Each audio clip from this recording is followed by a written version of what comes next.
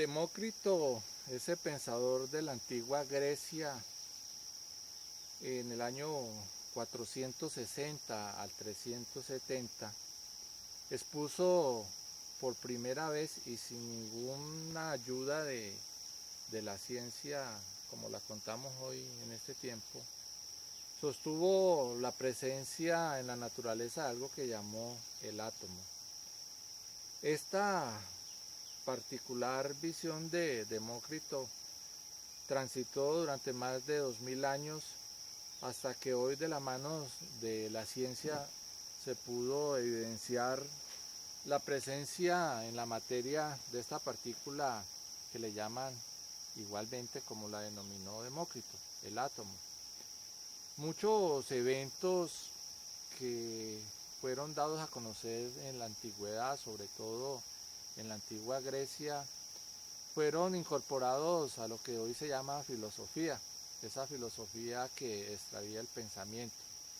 Igual como Demócrito, y antes, en el año 500 al 428, existió otro pensador, nacido allí en Atenas, en Grecia. Se llamaba Anaxágoras. Anaxágoras, antes de Demócrito, fue más allá y expuso la existencia de una partícula que era invisible al ojo humano.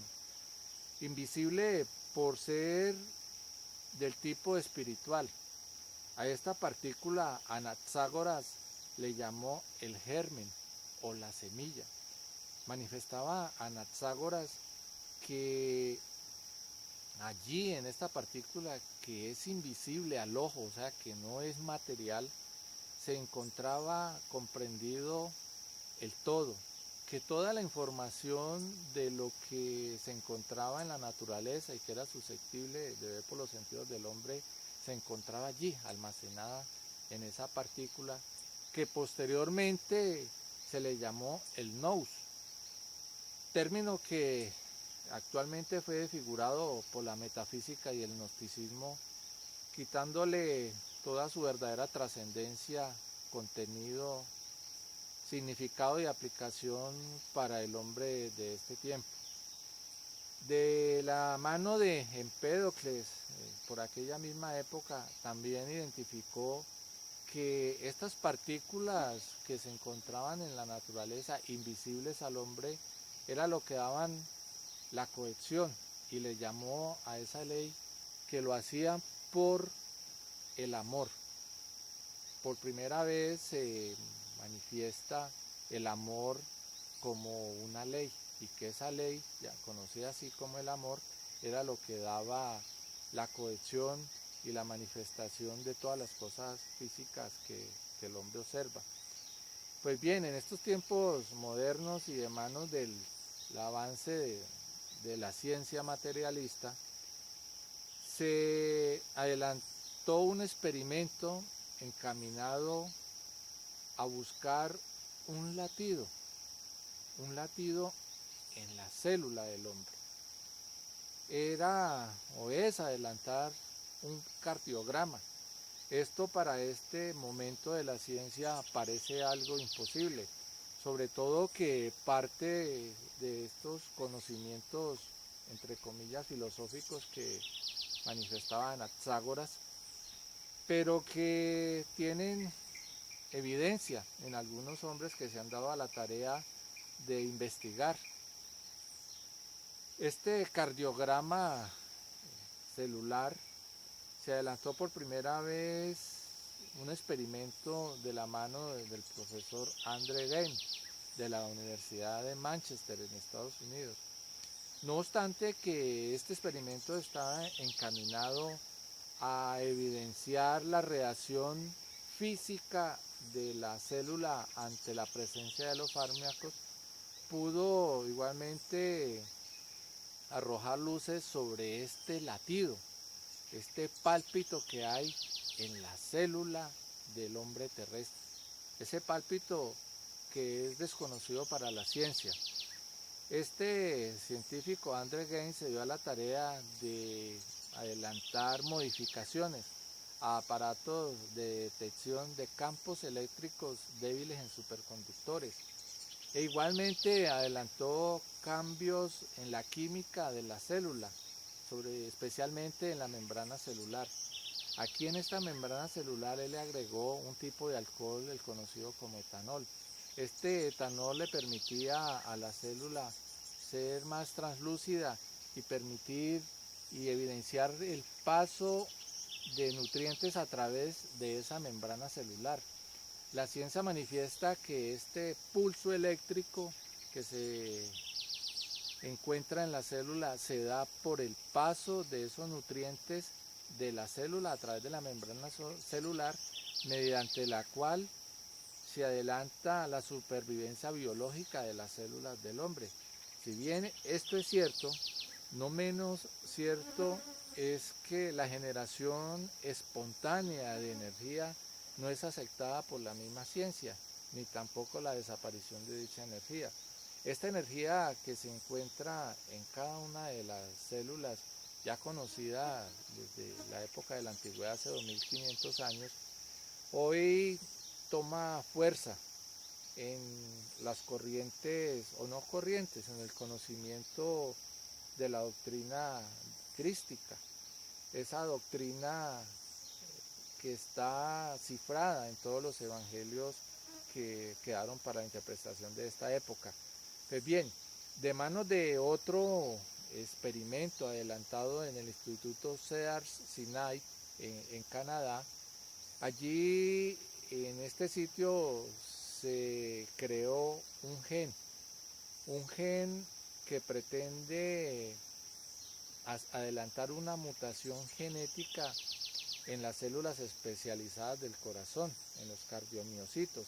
Es así como este gen identificado como el TBX18 intenta que estas células normales del corazón o cardiomiocitos se conviertan en células marcapasos, o sea, aquellas células especializadas dentro del corazón conocidas como el nodo sinusal o nodo sinoauricular. Pretenden cambiar los marcapasos eléctricos por un marcapasos biológico a través de la mutación de estos cardiomiocitos. Esta técnica de mutación genética, no obstante, ha arrojado resultados incipientes, por cuanto estos cardiomiocitos han sostenido un pulso eléctrico, pero no lo suficiente para sostener el pulso de la vida que hay en el corazón. Posterior a este experimento se intentó con células madres, pero presentaba un inconveniente, y ahí lo relevante de este experimento que tenemos que enlazar con el experimento de Andre Geim. Con el ánimo de desarrollar este marcapasos biológico, se utilizaron células madres embrionarias, pero presentan un inconveniente, que estas células madres embrionarias pueden desarrollar cáncer. Es decir, que la ciencia acepta que en la célula humana hay un proceso de cáncer que es, según ellos, natural en la célula del hombre terrestre. Normalmente las células crecen y se dividen, pero saben detener su crecimiento y morir. Así el número de células del organismo siempre es el mismo. El cáncer aparece cuando algunas células dejan de ser normales, comienzan a crecer muy rápidamente. Para que lo entiendas más fácilmente, es como si las células hubiesen perdido su manual de instrucciones y funcionasen a lo loco. Además, estas células anormales crecen con una forma diferente y hacen un trabajo distinto al que deberían. Se produce un tumor cuando las células que no funcionan bien, o sea, las cancerosas, se agrupan en un lugar y pueden destruir las células normales que se encuentran alrededor. A veces un grupo de células malignas de un tumor se desprende y viaja por los vasos sanguíneos. Este cáncer que se encuentra en todas las células terrestres está hoy a la orden del día. Vemos como ya niños de temprana edad, recién nacidos, están desarrollando estos cánceres mortales. Cánceres que, como lo demuestra el experimento del Sear Sinai, está en la célula. ¿Pero por qué está allí? Tenemos que identificarlo con una manipulación genética que se dio antes en el cuerpo del hombre universal. Esa manipulación que identifica el libro de Génesis en el capítulo 6, en el versículo 3, cuando habla de la intervención de una supuesta divinidad o de un Dios que dice que no contenderá su espíritu para siempre porque ciertamente el hombre es carne y será su tiempo de vida 120 años. 120 años que hoy apurados vemos a los 50, 60 años, y eso acompañados de grandes dolores y grandes enfermedades. La ciencia luciferina de este tiempo argumenta que el hombre hoy vive más tiempo, pero está basado esta premisa en el hecho de que se han desarrollado costosos tratamientos que solo pueden pagar y que obran en la prolongación de la vida, si se le puede llamar vida a un cuerpo enfermo, aquellos que tienen el dinero y los recursos para poder sustentar esos costosos tratamientos para prolongar una infeliz vida alejada del espíritu. Pues bien, allí en este Génesis 6.3 se evidencia la manipulación genética de la célula, una manipulación que hoy se sustenta en el hecho del desarrollo de los cánceres que están a la orden del día. Cánceres que están relacionados, según la ciencia, con los estados de acidez de la célula.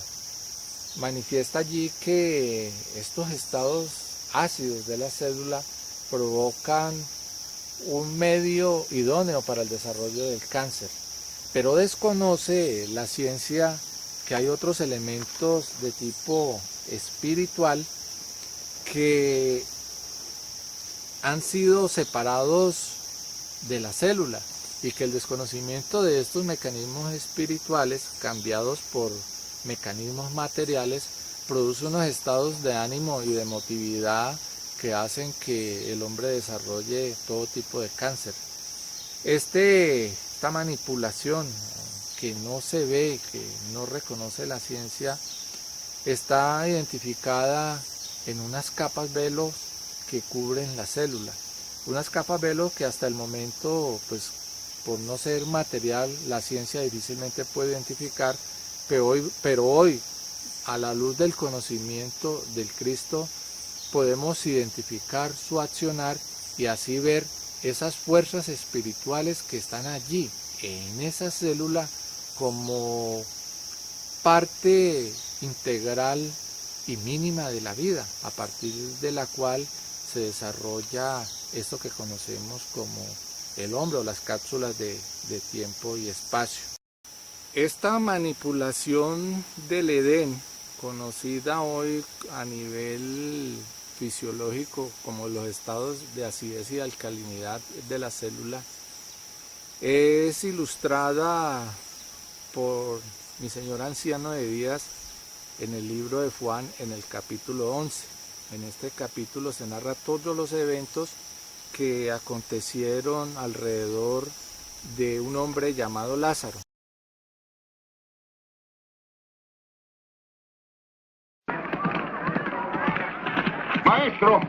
Maestro, Marta y María, las hermanas de tu amigo en Betania, me han enviado aquí a buscarte. Lázaro está grave, agonizando. Ve, diles que estaré ahí. ¡Maestro! ¡Ahí viene, maestro! ¡Maestro! ¡Ya viene! ¡Bendito sea Dios! ¡Ya viene el maestro! ¡Corre! ¡Corre! ¡Ya viene el maestro! ¡Oh, maestro!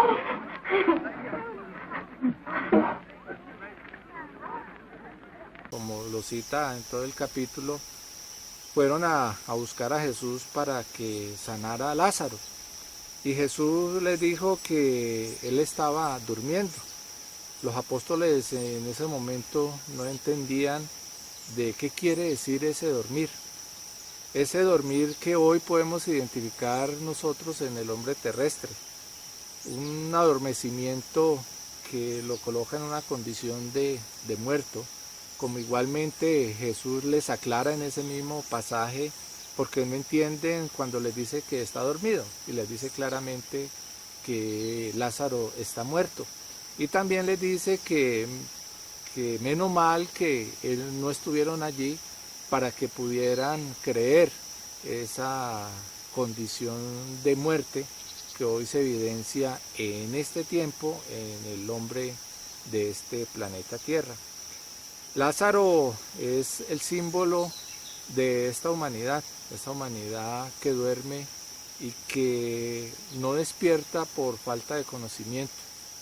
Ese conocimiento que le va a permitir resucitar, le va a permitir hacer un salto cuántico a través de adquirir ese conocimiento. Esto que manifiesta en el libro de Juan, en ese capítulo 11, lo podemos identificar ya como ese receptor que vimos en una entrega pasada que se encontraba en la célula. Es un receptor que tiene su razón de ser por el emisor, ese emisor que hay dentro de todas las cosas que maneja esta sociedad, es decir, los 4 poderes. Podemos observar que nada de la actividad del hombre está por fuera del poder económico, del poder religioso, del poder político o el poder de la guerra. Encontramos allí entonces en la célula ese pequeño e invisible receptor que hace que el hombre envejezca y muera. Lo que no hay es una teoría unificada de por qué envejecemos y que podamos decir, el primer hecho es este, ¿no? Eso no hay. No sabemos cuál es la principal causa del envejecimiento de nuestras células, pero sí conocemos algunos mecanismos que las dañan. Los científicos investigan en diversas direcciones. Ese pequeño receptor que igualmente en la carta a los romanos Pablo identifica en su capítulo 7, en su versículo 18. Cuando a través de esa interiorización que igualmente hace Pablo y que la comparte, manifiesta que yo sé que en mí, dice esto es, en mi carne, o sea, en la célula, no mora el bien, porque el querer el bien está en mí, dice Pablo en la carta a los romanos. Es decir, hay una condición de luz, hay un pálpito que es la que la ciencia hoy incipientemente está determinando y que está volviendo material. Pero ese querer hacer el bien que está en mí, dice Pablo de Tarso, termina perdido dentro de lo que no es, pero no el hacerlo, como dice él, no hacer el bien. No obstante, tenemos ese bien, ese pálpito en la célula, no llevamos a feliz término ese palpitar. Es decir, que esta humanidad siempre piensa mal a todo momento, siempre terminamos haciendo las cosas que no son, a pesar de la buena intención, pero como manifestaba el escritor aquel, de buenas intenciones está plagado el camino del infierno, y es allí donde se evidencia ese accionar de este gen oscuro canceroso que se encuentra al interior de la célula. Igualmente en la segunda carta a los Corintios, en el capítulo 12, en el versículo 7, Pablo de Tarso identifica también ese aguijón en la carne, porque debemos considerarlo de esa manera, un aguijón, como esa parte con la cual se defienden las abejas y las avispas, y que es muy pequeño y que difícilmente el hombre ante el embate de estos animalitos puede combatirlos.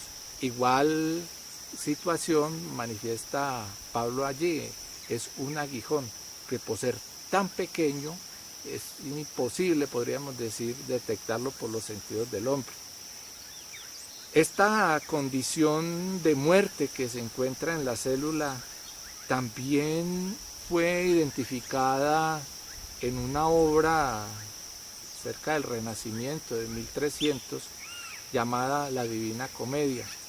En este libro de Dante Alighieri, donde el autor actúa en primera persona, se hace acompañar de Virgilio, como ya conocemos, la vara o la conciencia, para recorrer esa parte infernal cifrada en 9 círculos, los 9 círculos dantescos, esos 9 círculos que hoy se han vuelto pan cotidiano de esta humanidad y que acepta fácilmente sin comprender la debacle que implica la aceptación de estos círculos dantescos. Los círculos del infierno del libro de Dante Alighieri ilustran los pecados capitales, comúnmente llamados por la Iglesia Católica. Es una clasificación que ha permitido que esta humanidad sienta lejos de sí el accionar de esto que llaman pecados, pero realmente es la manipulación a nivel de la célula que se presenta inocentemente dentro del mismo hombre. Ese primer círculo dantesco llamado el limbo de Salomón. Ese limbo, como su misma palabra lo indica, es no saber en dónde está. Es el hombre no reconocer de dónde viene, en dónde se encuentra y sobre todo para dónde va. Es la falta de identidad donde el pensamiento reprime la voluntad humana. Es una represión que va encaminada a evitar que el hombre se levante y arroje y destruya de sí ese maldito trono tenebroso que es la muerte. Allí, por desconocimiento de este accionar, el hombre llega a viejo y perece sin saber qué fue lo que obró durante toda su vida. Y el hombre llega allí luego a agotar todas esas energías de su mente y espíritu, llega enfermo y moribundo.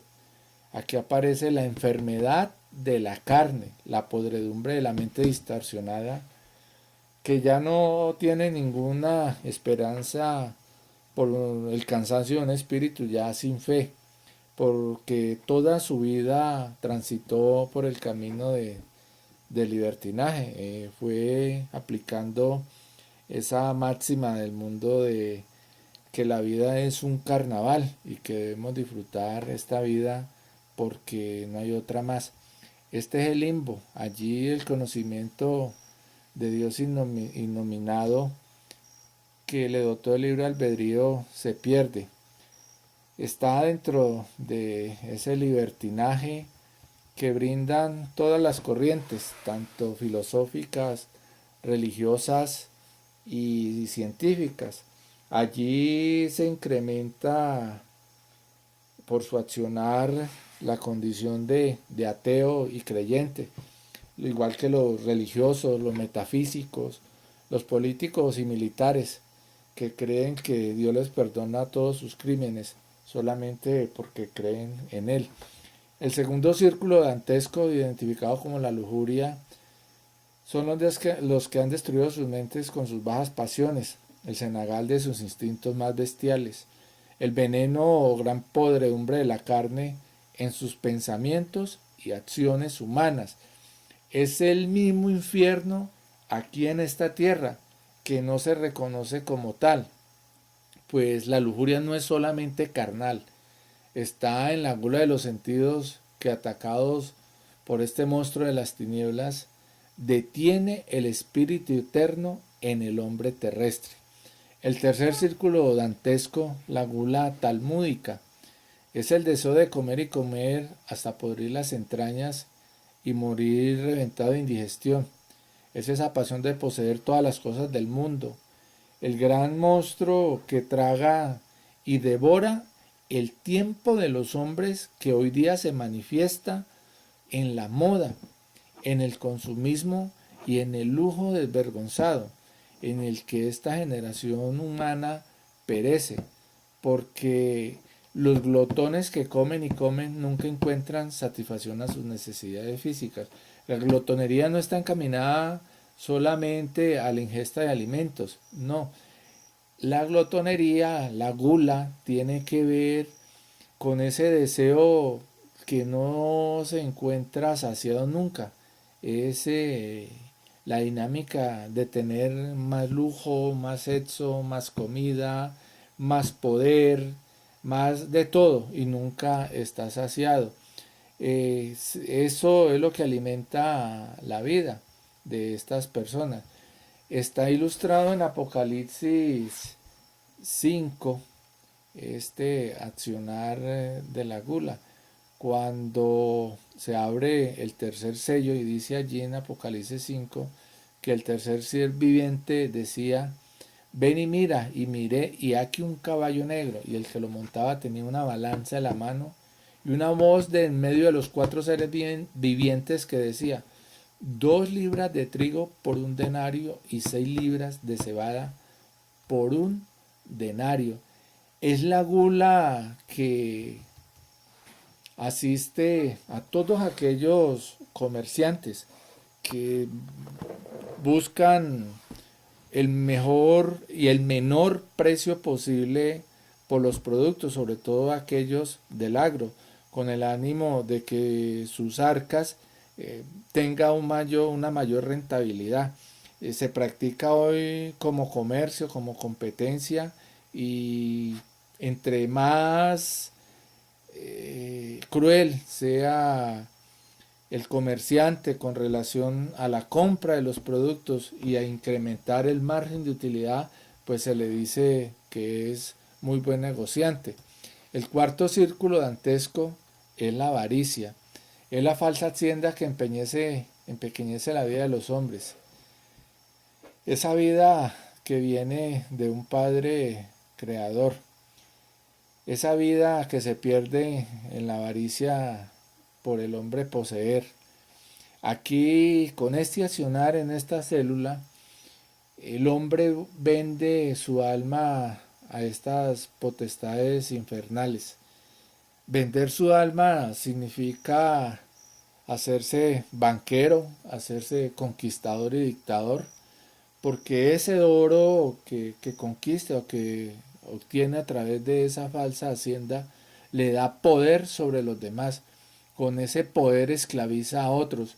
Aquí en este lugar, en este círculo, están los seguidores de la gran ramera del Apocalipsis. La gran ramera no es solamente esa iglesia como la muestran hoy diferentes denuncias que encontramos a lo largo de estas páginas. También la gran ramera es todo espíritu en este planeta que ha vendido su alma, que se acuesta con lo que sea o con quien sea por obtener un pedazo de oro. Es el mismo accionar de la gran ramera que vende su espíritu, sus capacidades espirituales e intelectuales en las iglesias, a través de algo que se conoce como el diezmo, que se predica allí en el libro de Levítico, en el capítulo 27, en el versículo 30. Este diezmo trabaja de una manera muy sincronizada, podríamos decirle. En muchas oportunidades nos hemos preguntado cómo es que los pastores de las iglesias hacen para esquilar sus ovejas, y si es que éstas no se dan cuenta. Y esa sincronicidad trabaja de esa célula del pastor a la célula del rebaño, de la oveja. Ambos son víctimas de esa avaricia. El uno pensando que esa siembra, como le dicen allí, se le va a multiplicar de 1 a 10. Entonces esta condición de avaricia por obtener cosas materiales representados en este dinero es lo que va enredando toda esta célula, no les permite ver su potencial originario en una fuerza creadora llamada nuestro Padre o Dios, como se le llaman allí en esas iglesias. El quinto círculo de Salomón está determinado por la ira de la sinagoga. Esta ira es el flujo que apesta y carcome con furia todo el cuerpo humano. Es la reacción a nivel bioquímico que envenena todo el sistema nervioso al descargar sobre este toda la adrenalina sobre la conexión sináptica, hasta estupidizar la inteligencia cerebral, convirtiendo al adepto de tal situación en una bestia terrorífica. Ella es un río oscuro y fétido de emociones y acciones, con oleajes que saltan de sus límites, anulando el pensamiento y destrozando la percepción del cuerpo, que enloquece porque pierde la conciencia del alma. Esta ira de la sinagoga se diferencia de la ira santa. Esta última es el movimiento de todas las potestades o fuerzas del hombre, que al enterarse de esta manipulación que ha sufrido durante tanto tiempo, pone en funcionamiento dichos mecanismos y permite que se mueva el espíritu. Ira traduce en este sentido movimiento, no en el sentido de generar las emociones que se presentan en la ira de la sinagoga. El sexto círculo de Salomón es el vivir sin Dios eterno. Es lo que comúnmente se conoce como el ateísmo.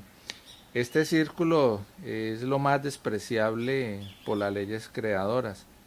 Son los negadores de la luz y de esta creación, pues ningún hombre o criatura que tenga vida fue creado por las tinieblas. Todos los hombres reconocen en su corazón el origen crístico, el origen de luz. Se ven a sí mismo como una semilla del Padre Creador con un designio, el cual deben cumplir dentro de estos días de creación. Un ateo o negador de su origen se corta a sí mismo de esta condición, de este poder transitar dentro de los tiempos del espíritu, pues es la creación de luz, y por ser la creación que sujeta todo lo que es de luz, niega ya este espíritu que también le niega. Los ateos, por esta negación de su esencia y de su origen, son tremendamente materialistas. Son estos que se mueven dentro de estas condiciones del programa que les presenta aquí todas las sensaciones a nivel físico derivadas de consumir materia. El séptimo círculo dantesco se identifica como la violencia.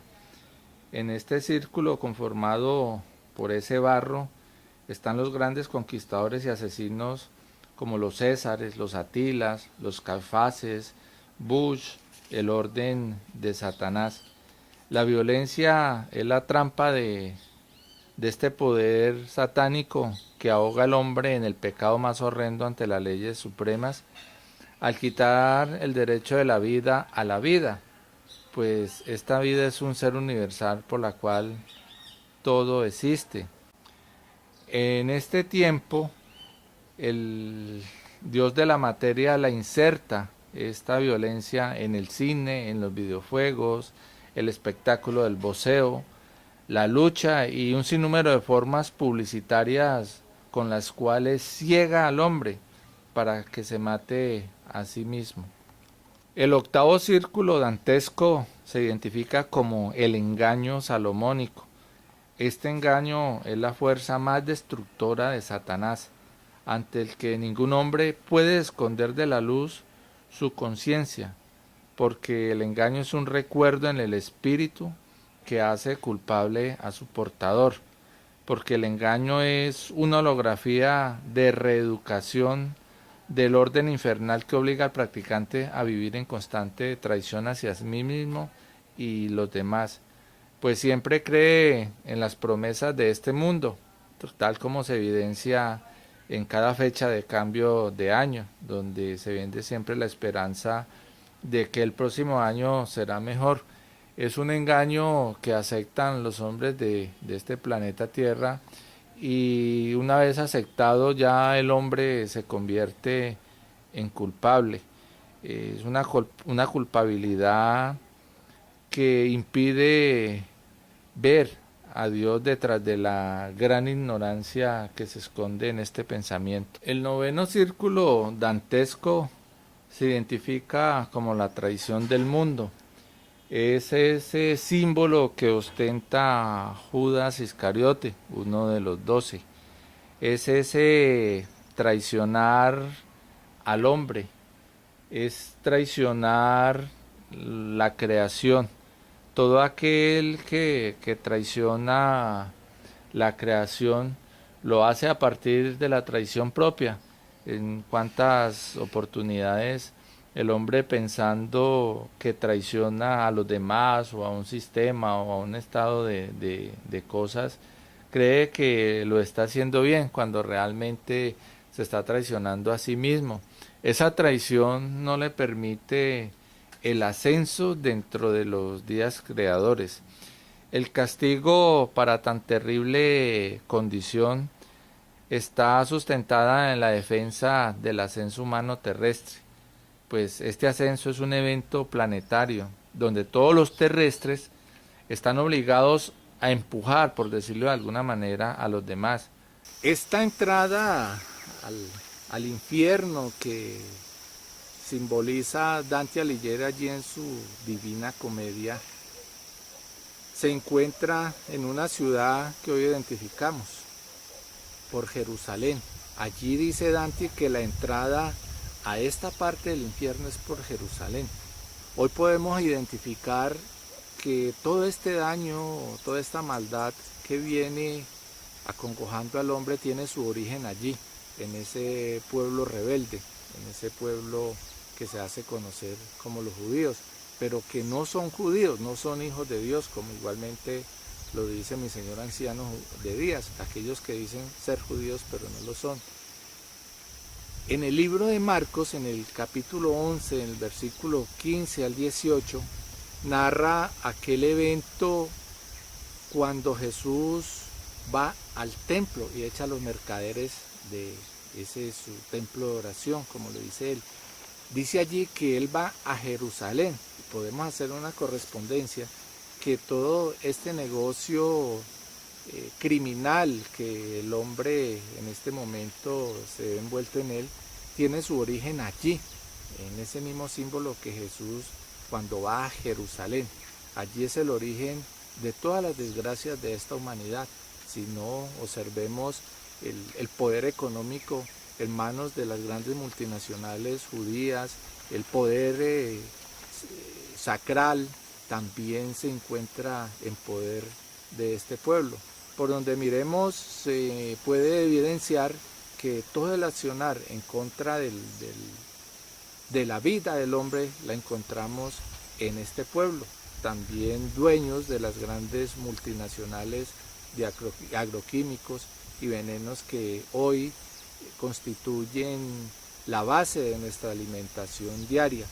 Pues bien, allí en ese Jerusalén, igualmente Dante Alighieri ubica la puerta de entrada.